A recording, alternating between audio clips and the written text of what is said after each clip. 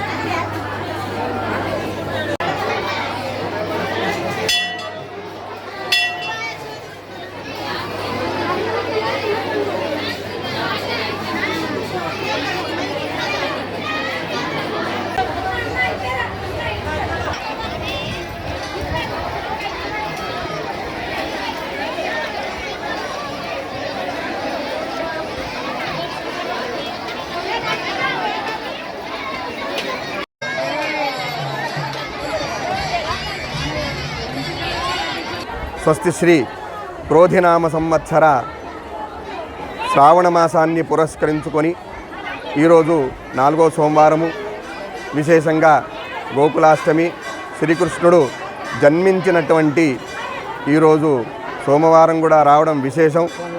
భక్తులు కూడా హరిహరాదుల్ని దర్శించుకున్నటువంటి ఆనందాన్ని వాళ్ళందరూ కూడా పొందడం జరుగుతుంది.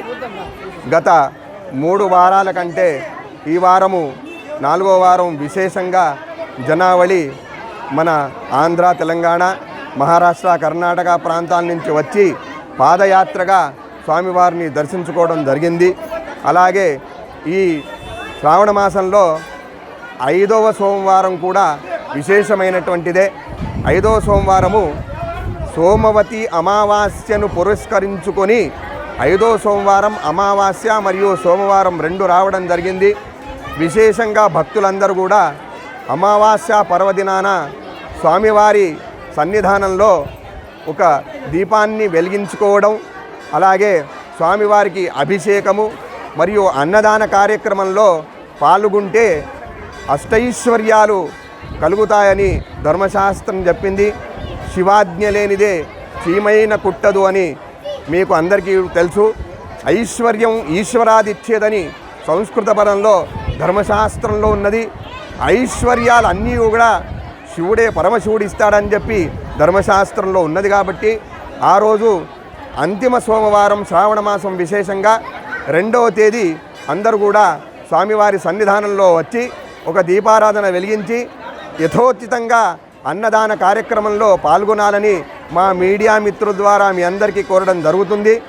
ఇది చూసిన వాళ్ళందరూ కూడా మీరే కాకుండా ఒక 10 మందిని తీసుకొచ్చి స్వామివారి సన్నిధానంలో ఆ కార్యక్రమాన్ని నిర్వహించుకొని స్వామివారి కృపకు పాత్రలు కావాల్సిందిగా మా మీడియా ప్రతినిధుల ద్వారా మీ అందరికీ కోరడం జరుగుతుంది.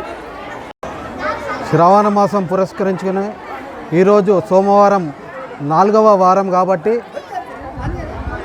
బోధన్ పట్టణ విశిష్టమైన ఏకచక్రేశ్వర శివాలయంలో పొద్దుటి నుంచి కూడా విశిష్ట పూజలు జరుగుతున్నాయి. దాంట్లో భాగంగా స్థానిక ఎంఆర్ఓ విఠల్ గారు వారి సొంత ఖర్చులతో అన్నదాన కార్యక్రమాన్ని ఏర్పాటు చేయడం జరిగింది. ఇటు కార్యక్రమానికి అందరూ విచ్చేసి తీర్థప్రసాదాలు స్వీకరించగలరని చెప్పేసి కోరుతున్నాము. ఇంకో విషయం ఏంటంటే ఇక్కడ ఈసారి సోమవారము భక్తులు ఎక్కువ వస్తున్నందున వారికి ఎలాంటి అసౌకర్యాలు కలగకుండా టెంట్లు వేయడం జరిగింది. మంచినీళ్ళ సౌకర్యం కూడా ఇవ్వడం జరిగింది. ఇంకా ఎలాంటి ఇబ్బందులు కలగకుండా ఇక్కడ పాలక కమిటీ కానీ మరి అధికారులు కానీ పర్యవేక్షణలో ఇక్కడ చేయడం జరుగుతుంది. ఇంకా భక్తులు ఎంతమంది వచ్చినా కానీ ఇక్కడ అన్నదానాన్ని మేము ఈరోజు పెట్టడం జరుగుతుంది. అందరూ రాగలరని చెప్పేసి కోరుచున్నాము. మరిన్ని అప్డేట్స్ కోసం మా ఛానల్ని సబ్స్క్రైబ్ చేయండి.